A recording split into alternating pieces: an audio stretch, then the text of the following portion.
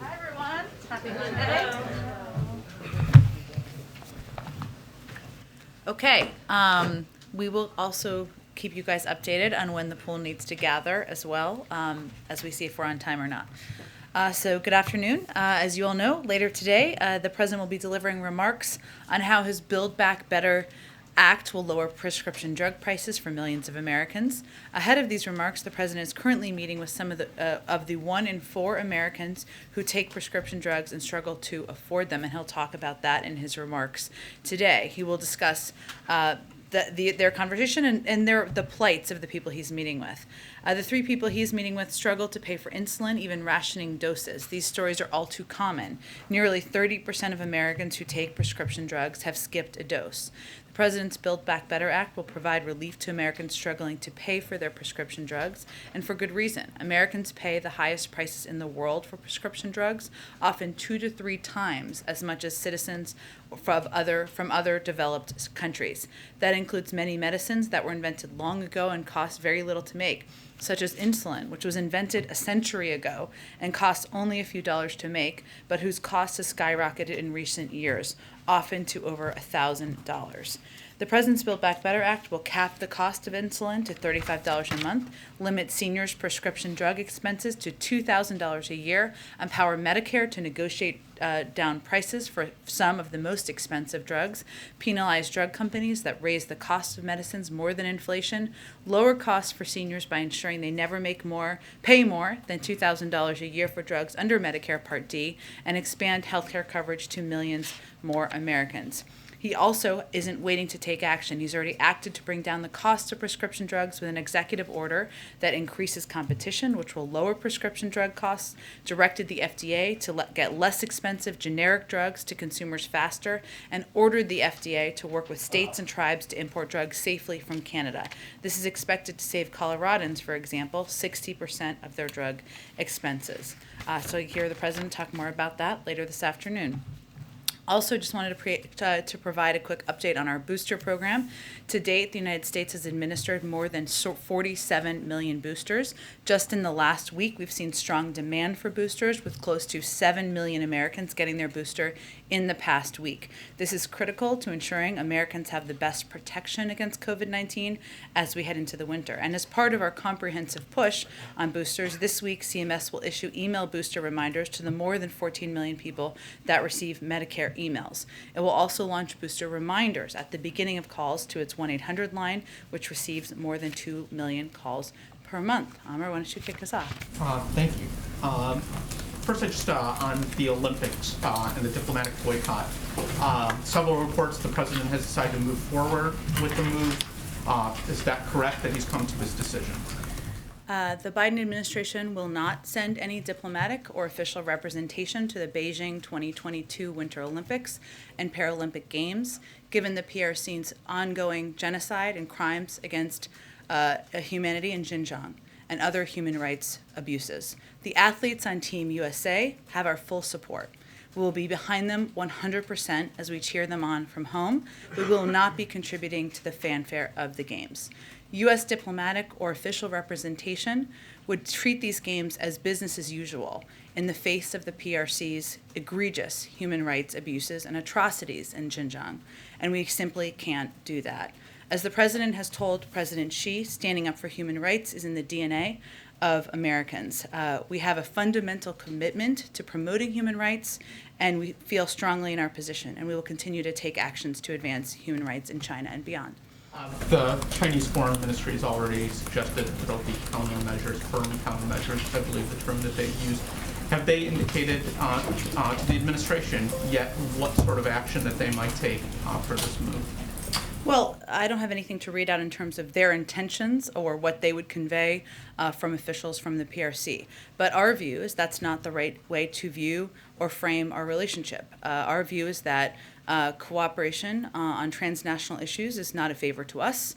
It is not a transaction. The PRC should be taking action on issues where the global community, to meet the needs of the global community. And that's what they should do in order to be a part of leadership in the global community. So I don't have anything to read out on their front. They can certainly speak for themselves. Can you walk us through a little bit of the logistics of tomorrow's video meeting with President Putin?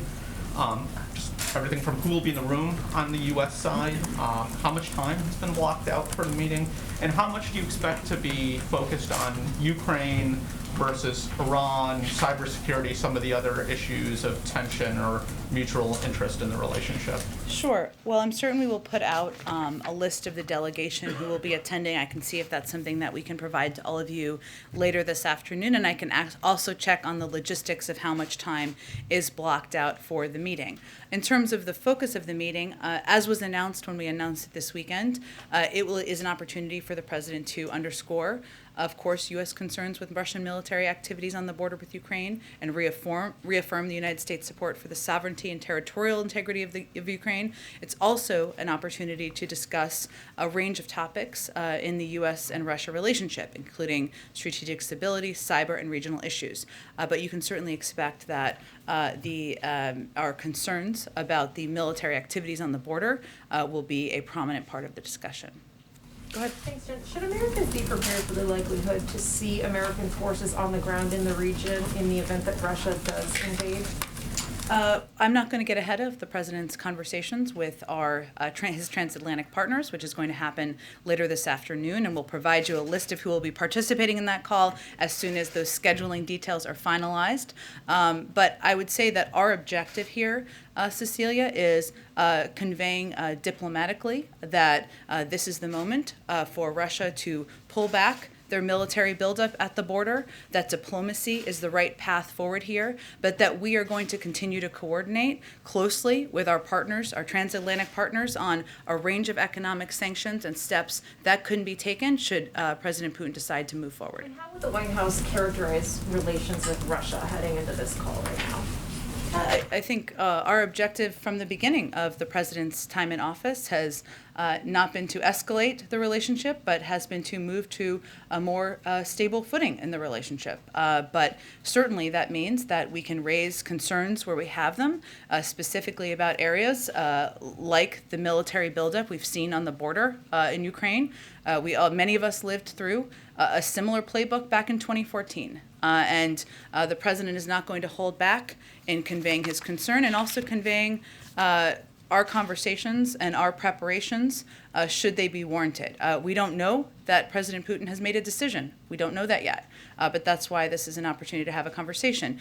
But there's also an opportunity in this call to have a conversation about a range of topics where there can be mutual interest, whether it's Iran's nuclear capabilities as a member of the P5+1 talks and what that looks like moving forward, and other strategic stability issues where we have worked together in the past. Just very quickly on China, if I may, is a diplomatic boycott enough given the human rights abuses?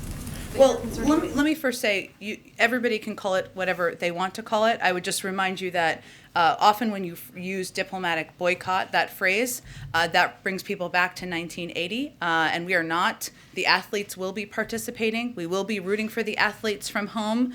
I am an Olympics-obsessed person, so I'm looking forward to doing that. But I think this is just an indication that it cannot be business as usual, that not sending a diplomatic delegation sends that message. That does not mean, I think this was your question, just to come back to it, that that is the end of the concerns we will raise about human rights abuses in Xinjiang. We've already taken a number of steps. We've been a leader in the world in leading actions through the G7. We're obviously also working with Congress, but this is just sending a message that given these human rights abuses, we cannot proceed with business as usual. Go ahead. Are you trying to get other allies to join the United States in this diplomatic boycott?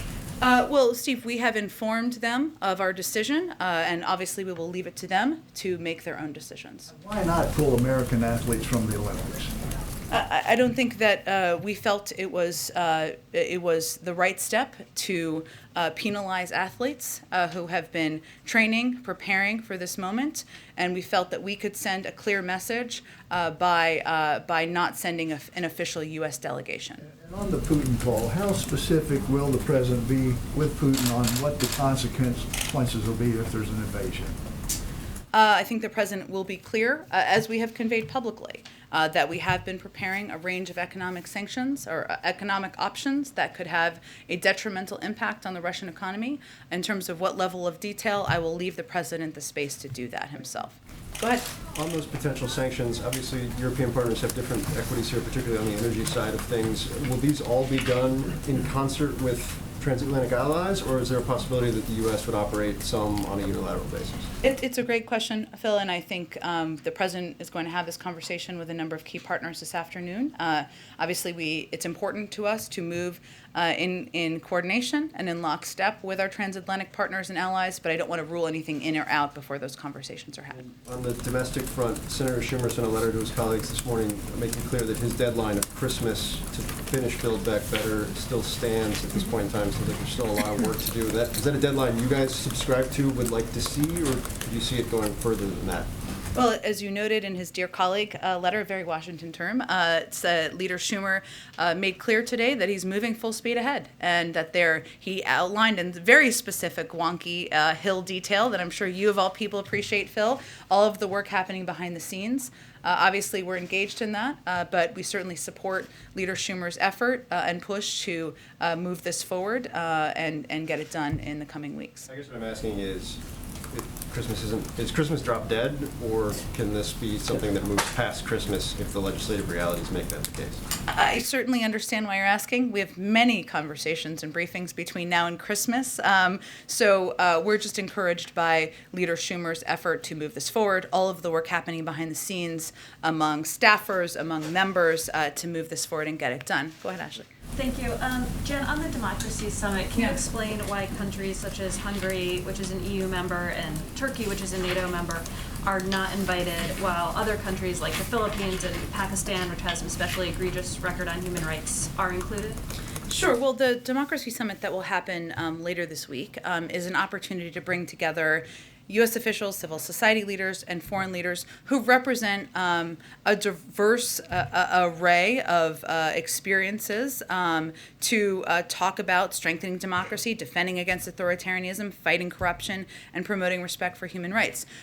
Inclusion or an invitation is not a stamp of approval on their approach to democracy, nor is exclusion a stamp of the opposite of that, of disapproval. So it's just meant to have a broad scope of leaders, a broad scope of private sector and civil society officials represented. To follow up on that briefly, there's sort of the roughly 110 countries you've invited, there's a group of about a dozen or so that are a little, to use a non-wonky term, cuspy, right? That feel like they could kind of go either way. Can you just give a little thinking on how those decisions were made when there was a debate over a country? Sure. I mean, I would say, broadly speaking, that this is an opportunity, again, not to celebrate everything we've done on democracy, either for the United States or all of these countries, and call it a day. It's an opportunity to continue to strive to do better. The president feels that, democracy is always a work in progress. You're always trying to make yourself better, to lead better, to push other countries to be better,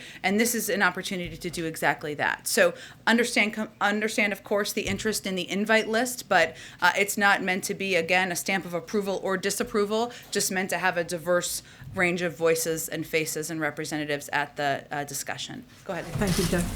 You mentioned that Biden was obviously deeply involved with the Ukraine in 2014, and Yeah. I'm wondering if you could talk about what his takeaways are from that experience, because a lot of the things that he's saying this time, supporting NATO allies on the eastern flank, sanctions, those sound like the same things that you guys tried to do in 2014, and it didn't stop Russia from taking Crimea. So why does he think this will be different?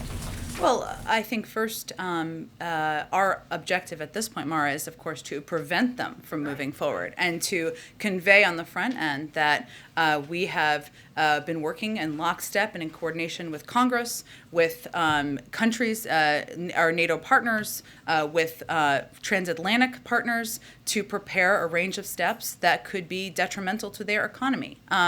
I would say that there are some certainly lessons learned or things that we've watched and seen that we certainly saw back in 2014, a massive spike more than tenfold in social media activity pushing anti-Ukrainian propaganda, approaching levels last seen in the lead up to Russia's invasion of Ukraine in 2014. That was something that didn't have a lot of past precedent at the time, but to us, we see that as an indication of efforts to influence inside and outside, of course, as well.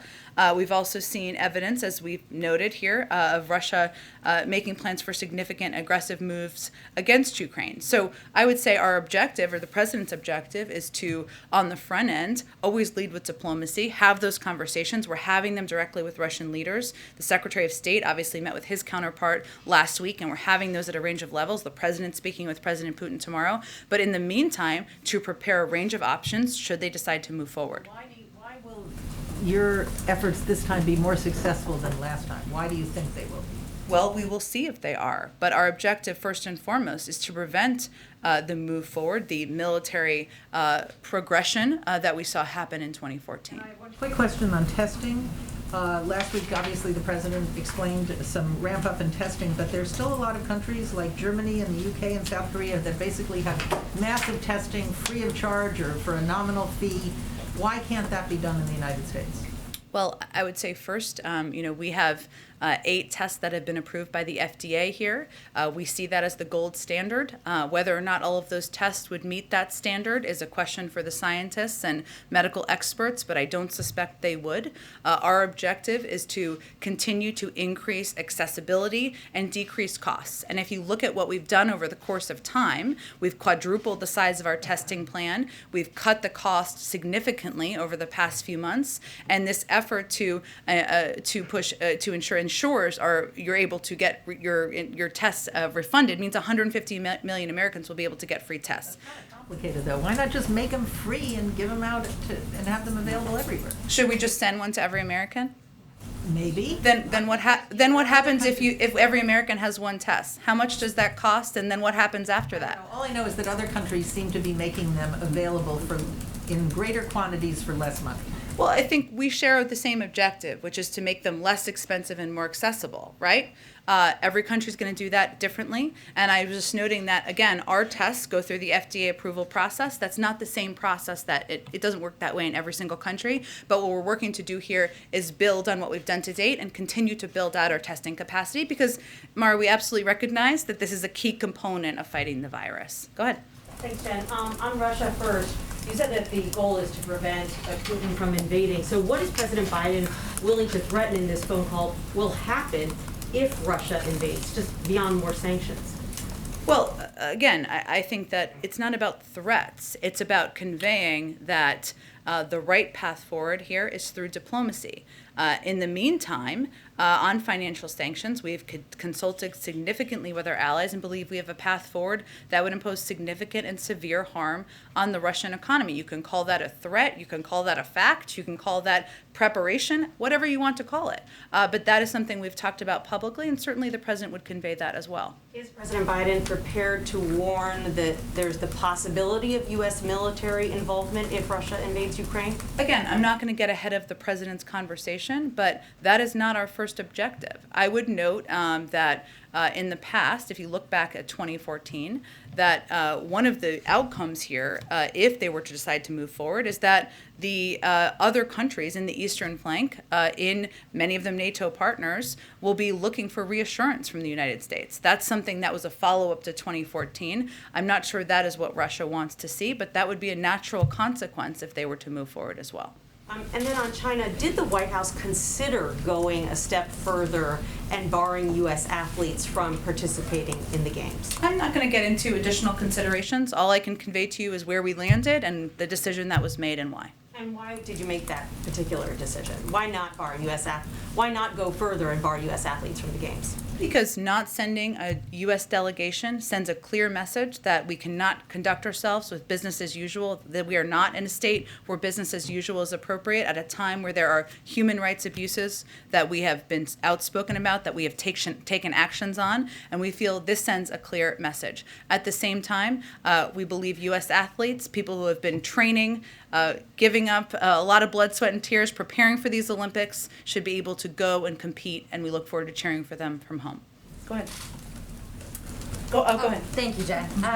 On the violent crime spike that we've been seeing, there have been smash and grab robberies. There was the pretty alarming murder in the wealthy Hollywood neighborhood last week. and then an attack, a violent robbery in Pacific Palisades on Friday. This is sort of similar to the crime spike that we saw over the summer, and one of the president's biggest pushes to address that was the DOJ strike teams that were sent out to those 5 cities. It was DC, New York, Chicago, LA, and San Francisco. Since those strike forces were assembled in July, have they accomplished anything? Look, I think we sent those strike forces in part because of the spike in gun violence, something that continues to be a concern. And we sent them, the Department of Justice, I should say, sent them in order to work in partnership and in lockstep with law enforcement on the ground. We've also recently taken steps. The Justice Department, the FBI, and federal law enforcement have been working with local jurisdictions, especially areas like Los Angeles, San Francisco, and others where we've seen a rash of break-ins, to offer their assistance and provide assistance through multi-jurisdictional task forces.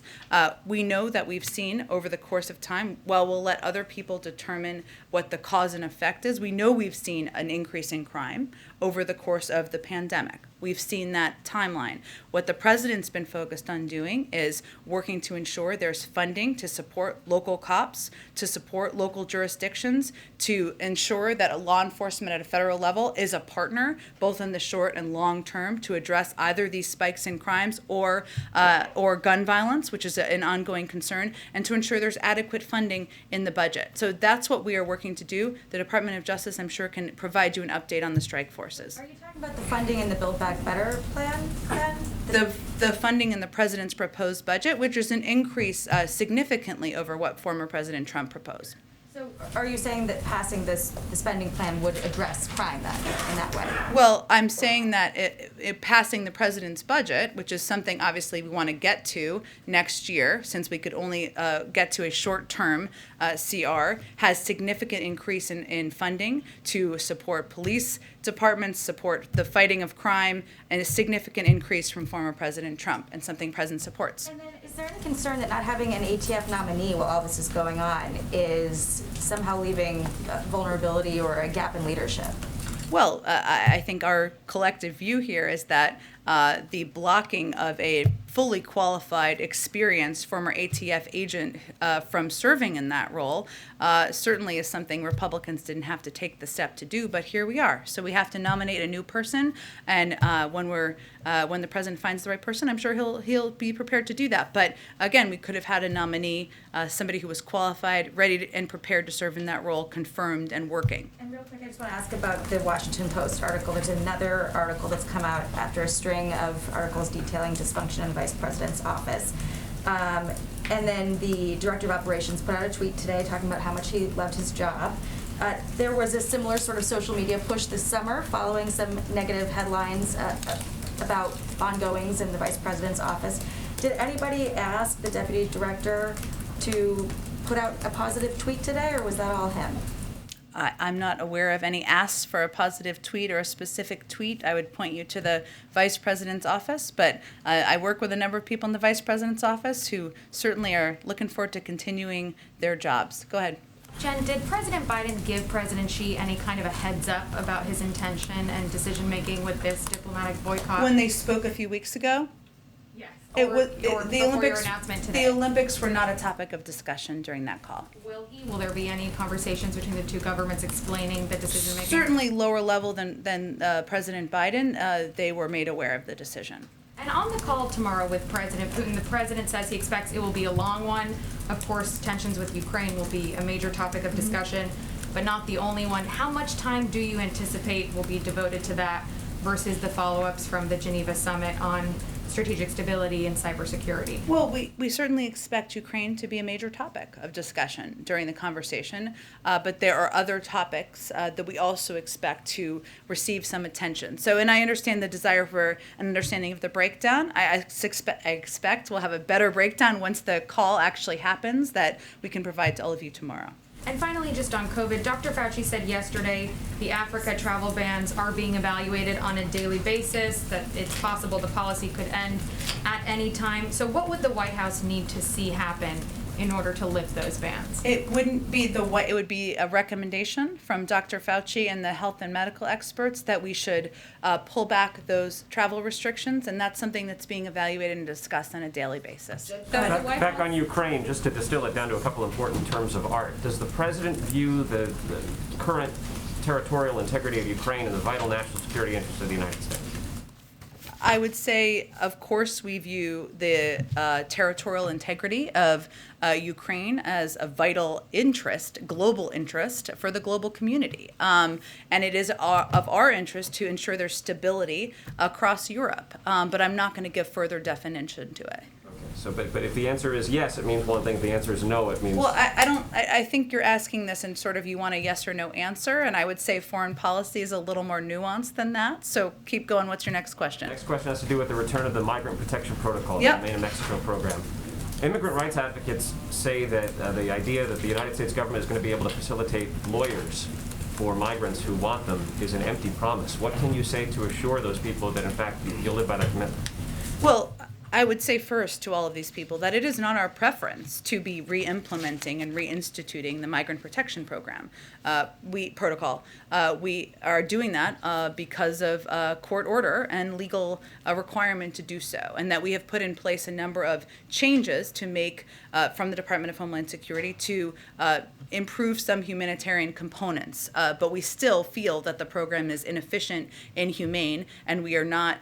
We did not eagerly re-implement it, I should say. But in terms of people who are skeptics, we are absolutely committed to doing everything we can, as we are required by court order to implement this, to take steps to ensure that there are that we are injecting additional humanitarian considerations and providing the assistance that we have promised to people who are participating in the program. Go ahead. David Barnett, the chief of Mossad, is in town. He met with the CIA director a few minutes ago. So he's trying to push as a military option against the nuclear plants in Iran as a last resort. Would President Biden support this option in case that negotiation does not make any progress? Well, every president has a range of options. I'm not going to outline those from here. Our approach, our desire continues to be a diplomatic path forward. The last rounds of meetings were disappointing, and Iran did not come to the table prepared to make progress. On the sixth round of negotiations, all of the negotiators are back at home having consultations. I'll let them do that and give them the space to do that. Go ahead. I have a couple questions. Sure. First, just to go back to Build Back Better, obviously we know that the president is talking about drug pricing in that bill in a few minutes, but I think the big question is still just where Senators Sinema and Manchin are on this. It has been for months at this point. As the president and senior staff work on negotiating with them, are they confident that something can actually get done in these next couple of weeks with those individual people? I know overall the committees can do their work, but it's still there's been these sticking points for quite some time, and they haven't seen in their public comments recently to really be yielding all that much. So how do you handle that from here? And is the president planning on speaking or having either of those senators over in the next couple of days this week? We have been in close touch with a range of senators, including the ones you mentioned, at a senior staff level, and I expect that will continue. And of course, Leader Schumer certainly understands and knows that you need the majority, every single Democrat, in order to successfully move forward with a vote. But in the meantime, he is leading the effort to do important preparations to get to that point. And obviously, the president is highlighting the components of the package on prescription drugs that lower the cost, that ensure that people who are the millions of Americans who are dealing with covering the cost of insulin don't have to choose between that and food or share insulin with other people, as some of the stories he'll outline today will tell you. But in terms of what individual senators will do or where they are, they have to speak for themselves. The Presidential Commission on the Supreme Court is holding its final public meeting tomorrow to vote on their report that will go to the president. What are your plans for how the president will and the White House staff will process that information and then respond to it? That came from an executive order with a 180-day timeline. So will there be a shorter timeline for an evaluation of this. I think that you're seeing just since the oral arguments last week on abortion, a lot of concern among a lot of people on the Democratic side about the court, and how are you going to kind of respond and move forward on those issues?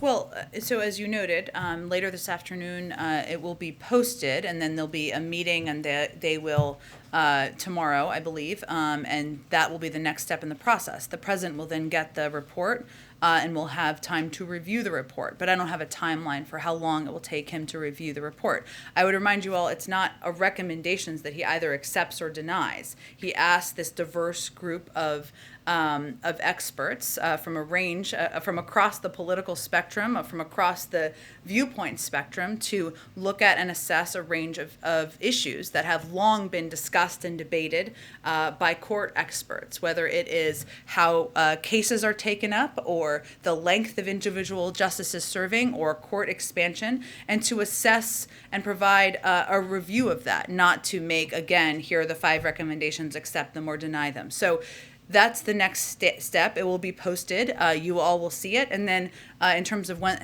how, and when the president will review it and what that means, I will give him the space to do that. Okay, but there's no kind of plan at this point of how you will respond to that. Well, he'll have to review it first, and I don't think we're going to set a timeline for what that looks like and what it will mean after that.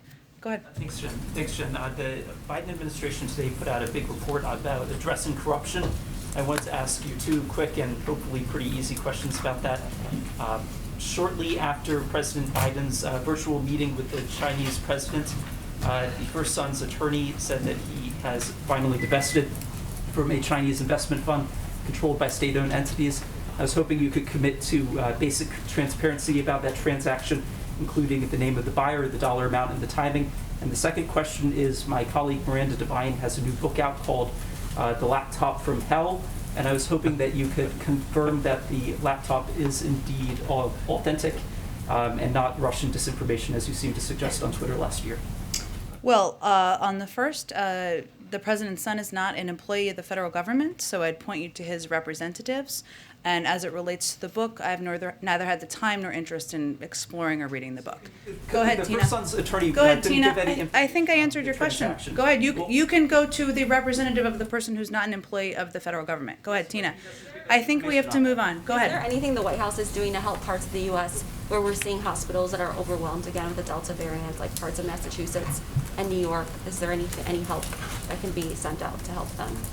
Let me check on it specifically. What we have done over the past, and I suspect we're doing now, but I just don't have the information in front of me, is working with state public health officials to ensure we are sending surge resources to them, because as we've talked about a fair amount in here, it's not just the vaccines, to your point, it's ensuring that there are health and medical experts as needed, additional resources, sometimes it's medical needs or medical equipment needs, and we've been really surging those on an as needed basis. So I will check and see on Massachusetts if there's anything in addition. If I can just ask about, if the White House is concerned about the child tax credit expiring on December 15th, is that something that's being discussed with Senate Democrats in negotiations with them?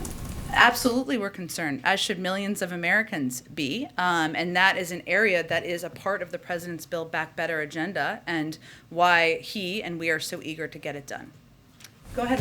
Thanks, Jen. You said in response to Ashley of the president's belief that democracy is always a work in progress and that you have to push yourself to do better as well as pushing other people to do better. So what does the president believe the United States needs to do better?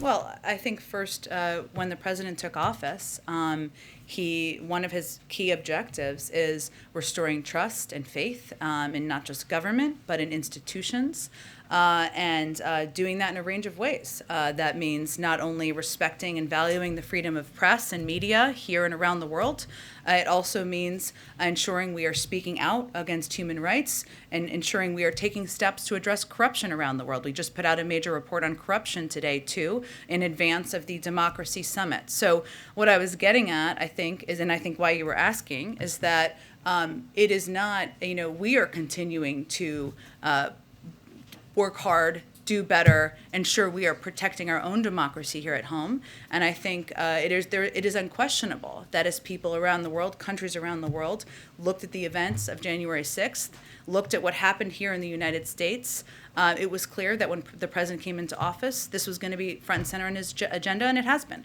Shifting gears on one other Yeah. question. Besides Build Back Better, Yeah. what legislation realistically does the president think that Democrats can pass into law before the end of his first year in office? Before the end of his first year in office. So let's see, next January. Look, there's a lot of steps.